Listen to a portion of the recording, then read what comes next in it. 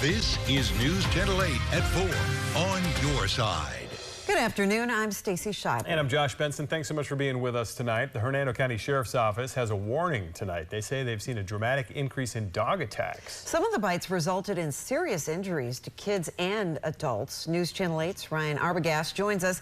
He's live at the Hernando County Animal Control with exactly how many bites they've seen recently. Ryan.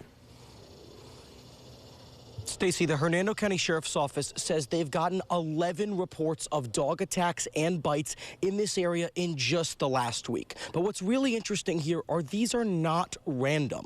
Most of them come from the people's pets. Vicious enough to try to bite through the fence.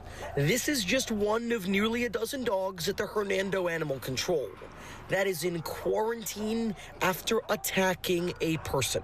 We've had two children, one toddler and one baby, badly injured. And those were both personal dogs, they're family dogs. And we had an adult who had a finger bitten off. All the dogs you see are being checked for rabies and locked up in kennels after a bite. The Sheriff's Office telling 8 on your side that typically in a week, they will have a report of 1 or 2 incidents. They say there's no obvious pattern here. We had some Great Danes. We got like a shepherd mix, I think, back there. We have a lab mix. We have just plain mixed breeds. So I can't say that there's any one particular kind of dog that we could say is doing this. The shelter wall-to-wall with pets Thursday morning. No space whatsoever. A problem that Hernando County says is now getting even worse. It really puts us in a bad way because we have very finite kennel space, and those dogs have to be in a kennel for 10 days no matter what. We can't let them out any sooner. Now, the Hernando County Sheriff's Office says the most recent incident of this was about 15 miles from here or so, in that area, general vicinity, where a 5-year-old girl was mauled by 3 Great Danes. She was bitten multiple times on the face and body, and unfortunately was having to airlifted to Tampa General Hospital, but luckily she's expected to be okay.